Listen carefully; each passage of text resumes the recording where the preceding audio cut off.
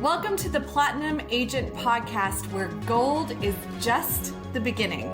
I'm Renee Ruth, top producing agent, global real estate educator, and, believe it or not, a 2025 Grammy nominee. But today I'm here to help you hit the highest level in real estate. This is the Agent to Agent podcast designed to help you grow, scale, and reach platinum status in your business. Expect powerful strategies, expert insights, and real conversations about what it takes to dominate in real estate. And of course, I'm not doing this alone. My co-host Joshua is here too. He may not talk much, he is a dog after all, but he's got a nose for success and a talent for keeping me on track. So if you're ready to stop playing small and start thinking bigger, hit that subscribe button and let's go platinum together.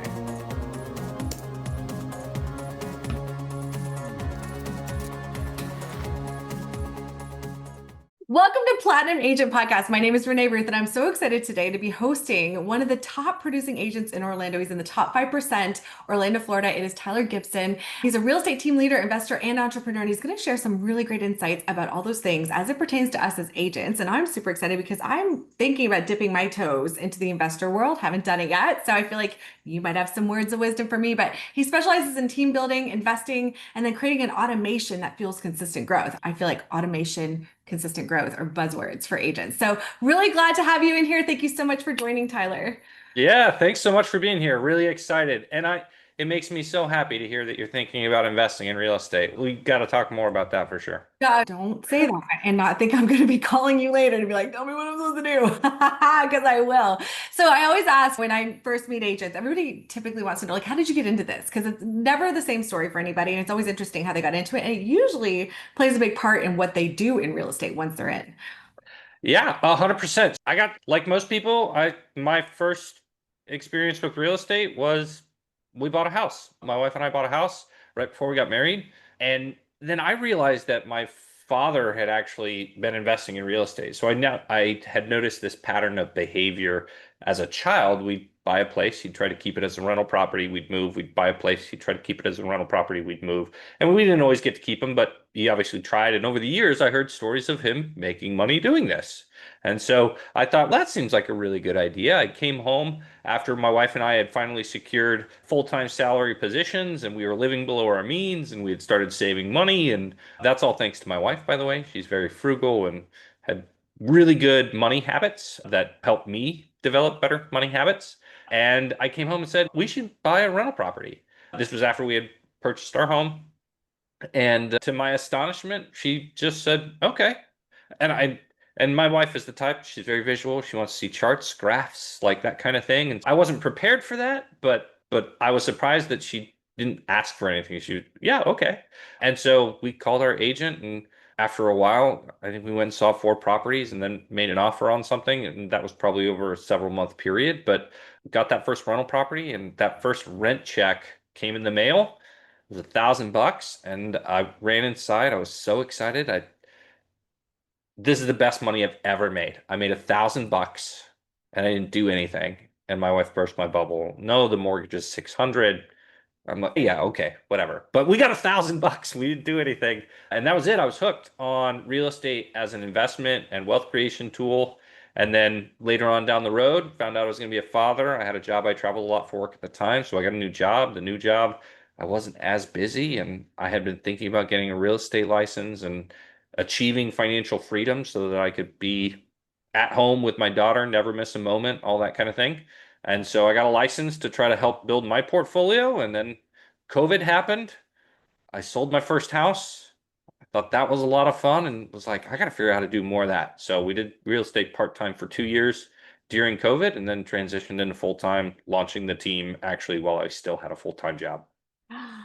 It can be done, all you agents listening. I have some agents like, but I have a full-time job. I hear a lot of excuses. So actually, let's jump into that part of it really quick. I know that one of the things that you're really great at is team building. So share how that process has worked for you in real estate. I know there's a lot of agents in different companies where that's a possibility too, to grow a team. And many of them kind of lack direction, ability. Yeah, for clarity, we're like a traditional team with team splits beyond what we each pay to the broker. And I'm at LPT Realty, which gives agents a lot of choice in terms of their commission structure, which is great. But we're a traditional team, so we've got team splits. Everybody that's on our team, they give a cut to the team.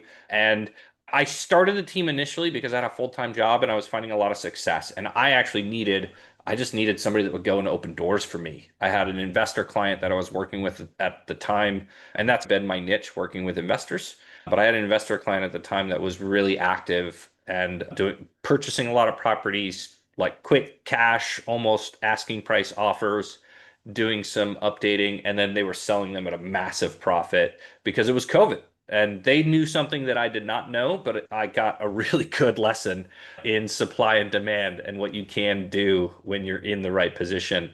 So I brought on an agent that had actually been in the industry 10 times longer than me. I think he'd been in the industry 20 years at that point, and I was working on year number two.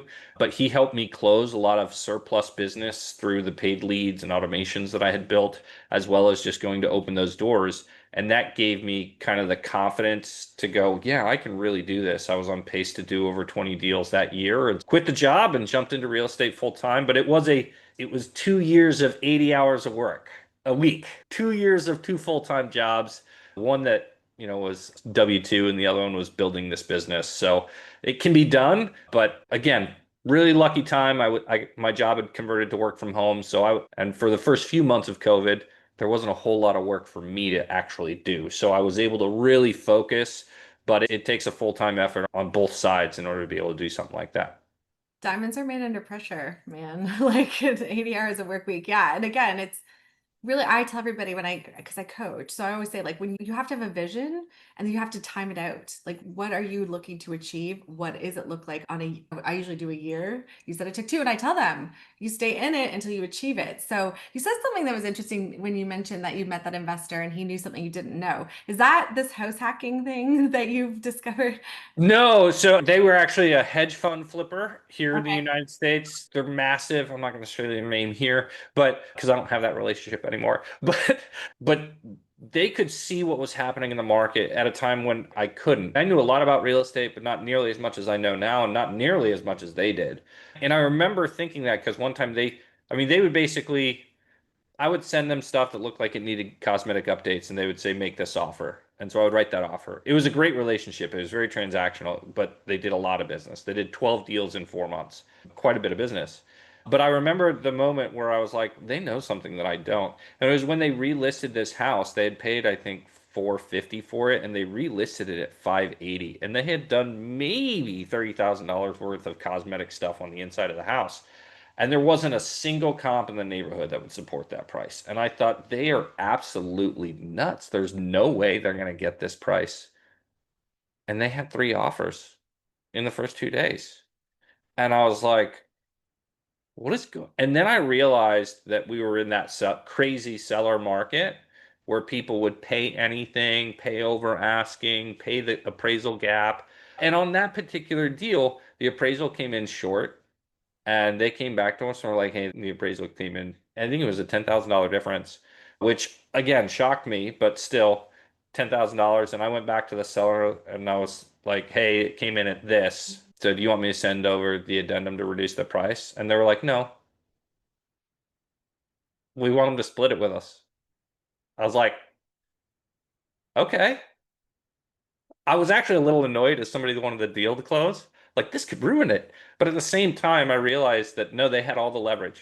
At that point in that market, the sellers had all the leverage, and they did. They went back and they did. They got an extra 5 grand out of them and I think the agent on that side actually ended up giving some of their commission to help soften that blow for the buyer. But it was a crazy time in the market. But that moment, I knew they knew something I didn't. The house hacking is something totally different, but it's what every person that wants to buy a home should do. That's how everybody should start. Okay, so thank you for sharing that story. Let's jump to this house hacking business because, yeah, explain house hacking. It's the single fastest way you can become a homeowner and a real estate investor in your financial journey. And it's the concept of I'm going to buy a residential piece of property where I'm going to live, but I'm Mhm. also going to generate income through it. And for most people, that looks like buying a duplex. You're going to live in half of it and rent out the other half. If you're lucky and you live in an area where there are 4 units, that's what you should be buying. live in one of the units and rent out the other 3 units. If you're single, get a roommate in your unit too, and you could live for free and have somebody else paying off your mortgage for you. But that's the fastest way to start building wealth and to become a real estate investor almost instantaneously. And what's great about this strategy is you can use FHA 3.5% down or VA 0% down in order to get into these multifamily unit properties and start building wealth. And you only have to live there for a year, and then you can go and move somewhere else if you want to. I think for most folks, they're probably going to want to stay in it for a couple of years to build enough equity and make sure that they're generating enough rent that when they move out, that property can fully self-sustain itself. And then it's just a matter of time. You just let time do its thing, let other people continue to pay the mortgage, almost forget about that you have it, get a property manager that'll take care of it for you. And in 10 years, you'll turn around and go, wow, I'm pretty smart.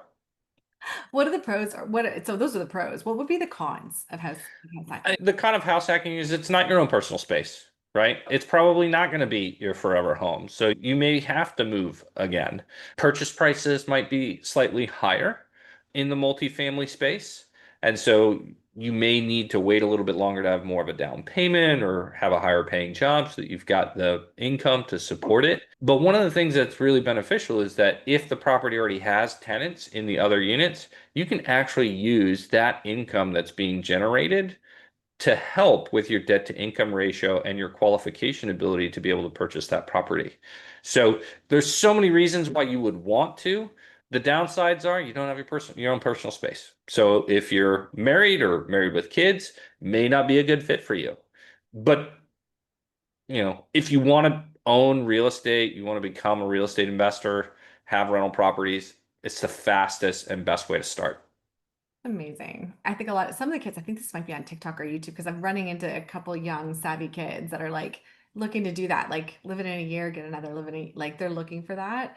I know so it just depends on the loan types and that kind of thing to see how well you could possibly do it. But what systems are you using that you swear by in your business? Because you've been so successful, top 5% in such a short amount of time. Like you've really scaled to the top in your area. That's commendable. What systems did you put into place that have led to that? Yeah, early on it was leveraging somebody that knew automations and lead generation to help build some automations that we still use today for our investor clients' paid lead gen source that we use. We built a system that gets me a 7x return on my money. I know if I put $1 in, I'm going to get $7 back. So we pump that machine as often as we possibly can, right? But it all came from I started by hiring somebody who did it for me. And that's one of the concepts I've learned through a book called Who Not How. Sometimes it's better to just have somebody who knows how to do it than try to learn how to do it yourself. Over time, I learned how that system works, and now I've taken it over, and I don't pay anybody to do it anymore. I do it myself.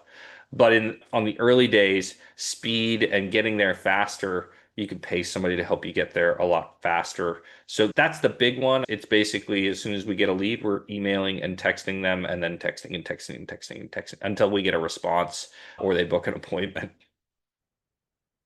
I love it. So we're beating them tonight until they submit. Hey, they inquired on the site and their information came to me. So I'm immediately going to reach out to them and then I'm going to continue to ask them to connect until I get a response or until they relent. And that's fine. And honestly, if you're doing any kind of online lead gen, that's the game. Yeah, They consented for you to contact them. And so you need to call, text, email, call, text, email, call, text, email until they tell you to stop. agreed. To keep after them. Agreed. So what's the one automation that you think completely changed your operation? It was the automation to receive that lead and immediately schedule them into an appointment. And for me at the time, it was super important because I still had a full-time job. I was taking Zoom calls and meetings throughout the day, but I wanted to be able to push these discovery calls into the open slots throughout my workday so that I wasn't taking calls until 8 o'clock at night. And so syncing calendars and using calendar tools that will allow you to put that stuff in between the other things you have going on in your day. It can be really important, especially if you're trying to do this dual career and you are trying to do both things at the same time because you work from home or have the ability to do that. Using a calendar, some sort of calendar scheduling tool, and then just making sure that we are constantly trying to get people to connect with us. Keep after it. I love it. All right. So I see that you are also a believer because you've got faith that I've always said this to my clients. I'm like, I really get to see God's handiwork in real estate because things move in ways we don't control. Like you just watch it come together. But how does the faith influence your business? Yeah, I think it's been in a few different ways. I think once you're in it long enough, the verse of where it talks about how beautiful are the flowers. If he cares that much about the flowers, does how much does he care about you being clothed? Or look at the bird, it wants for nothing. If the bird wants for nothing, how much more does he want? And so just gives me peace that God's in control. He's going to take care of what he said he'll take care of. And then it gives me knowledge, faith, that if I just do what I need to do, stay consistent, serve others, serve God, give him glory, and give him what he's due. I'm very adamant about tithing 10% of my gross income before I take out my expenses. And I believe that if I continue to do that, I don't just believe it, I know it. If I continue to do that and be faithful in those ways, then he'll be faithful to make sure that we have what we need. And honestly, I look at it as a way for me to serve other people. Buying real estate for most people is the single largest financial transaction of their life. We want to help them do that well with wisdom and going into it knowing everything that they can expect so that they don't get caught with a mortgage payment a year from now when taxes increase significantly that they can no longer afford and they're calling me back because now they have to sell. I don't want to have that conversation. So we look at it as a service to help people go through this very high stress and what can be a very pivotal moment in their life and do it well so that they come out on the other side of it feeling confident and having a great experience and being positioned really well to just succeed at whatever they're trying to do next with their lives. So has it helped you guide you through difficult? Because our industry, we're constantly faced with difficult. So has it helped? How has that played into to managing difficult situations? Again, I've just got pure peace that I'm not in control, but I know who is. So that piece allows me to stay calm when I'm interacting with clients in a stressful situation. I had somebody say that to me the other day, Tyler, you seem so calm. Yeah, I have to be. If I'm not, you won't be. Mm. And that doesn't help anybody. And I told him at the time, you know how I'm so calm? I've got peace about where I'm going and what's happening and who's in control. So I don't worry about it a whole lot. I'm just going to do what I can, control what I can, and continue to move forward and try to make sure that we do the right thing. Yeah, that's amazing. I think this will lead into my next question with the market's ups and downs. Like I always tell everyone, politics, all the things that stress agents out and our clients out. I'm like, that's not an us worry. We can't things that the serenity prayer. If you don't control it, let it go and just focus on what you can control. How do you stay consistent in these ups and downs? Because they are real. And while we can have peace that surpasses all understanding, they're still real and they're real for our clients. I just keep telling myself that I got to show up every day. That's how you survive, is the consistency, regardless of how you feel, and just showing up continue to learn, understanding the market, right? When we understand what's happening, when we can clearly articulate to our sellers that, hey, it's not 2021 anymore. It's very different. There's lots of other, look at all of your competition, and you help them realize that on their own through pure data, then it gets pretty easy. But it's just about being consistent and trying to be steady. It is going to be really challenging. Oftentimes, it's going to feel like you lose more than you win. So you just have to keep after it and focus on the most important thing, which is serving people and trying to put their needs ahead of your own. Agreed. And I always tell people too, there's a lot of things that I do on a daily basis that kind of support mindset, like you're talking about, as well as my business. What are your daily rituals or tools that have helped garner your I get up early most days and read my Bible and spend some time focusing on what I'm grateful for. And a lot of that is through prayer, just saying thank you. And And at the end of it, I'm typically saying this prayer: God, help me to build what you've put me here to build, and help me to battle for the people that you've put me here to battle for. And that helps me get my mind right and focus on, all right, how are we going to go out and serve the people around us today? That's a good. I tell everybody, I'm like, get up early. I met some of the top producers in the company that I'm in, and all of them said that they were up by 4:30 in the morning. I have not achieved. I'm not a 4:30 a.m. person.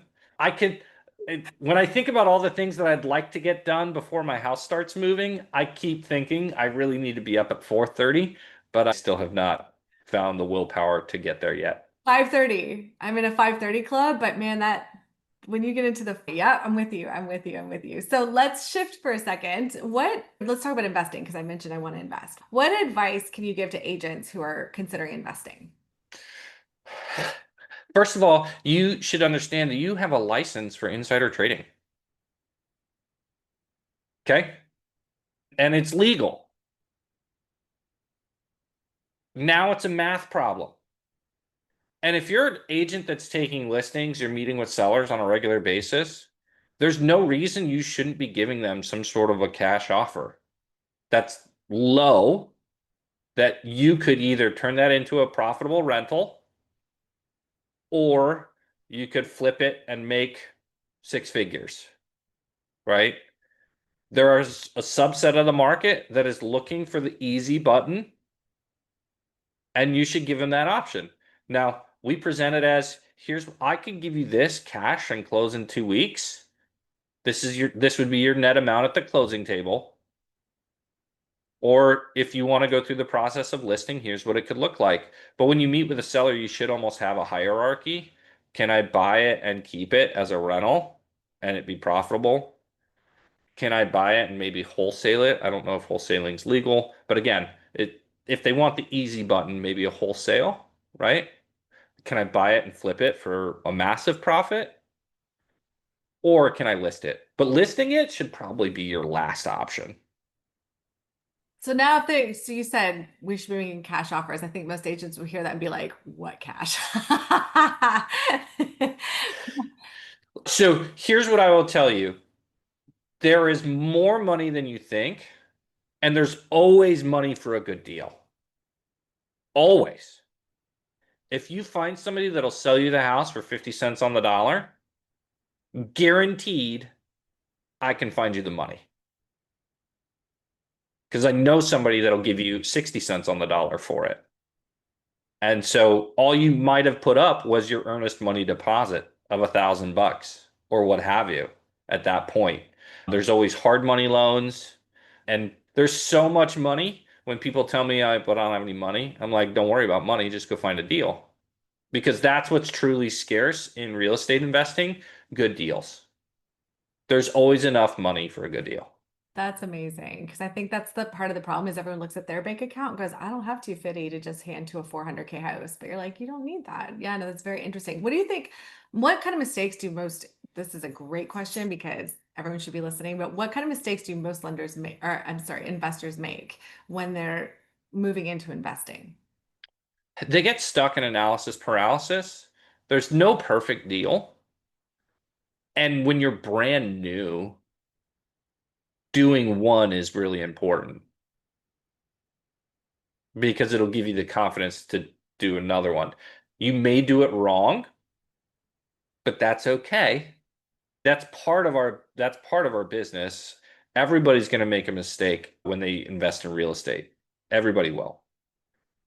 Guaranteed. Well, So, it's not a mistake if you learn. well, and that's true too, right? You have to adopt that mindset, but we're all going to do something at some point where we'll look back and go, that probably wasn't the smartest, or that choice cost me money. It's bound to happen. You might as well get it over sooner rather than later. And the other thing is that time in the market will always be better than timing the market. And to your point, when I mentioned I want to invest, you're like, we need to talk. I would encourage everybody listening to go to people who are investing and ask questions because that's how you learn. So for you in your business, are you focusing right now more on growth, automation, or diversification? Where are you focusing? We've got some really great systems and some virtual assistants that have really helped us create scale. And build those systems throughout. So we're focused more so on growth. I want more units, I want more agents. As a team leader, one of the easiest ways to grow your business is by increasing your agent count. It's the broker business model in essence, right? Every broker wants to have as many sales agents as possible working for them. And as a team leader, I feel the same exact way. I want to make sure that they're equipped with tools and knowledge and support, but I want to have as many as possible. And that's exciting because I think I'm a former university professor, so teaching is like in me. So like just being able to teach people how to thrive is so exciting. And the more agents you can empower in their own lives, it's a greater reward too. All right, so wrapping it up, tell me, are there any new exciting projects on the horizon for you? What are you doing? We're just continuing to focus on helping buyers, sellers, and agents here in this market.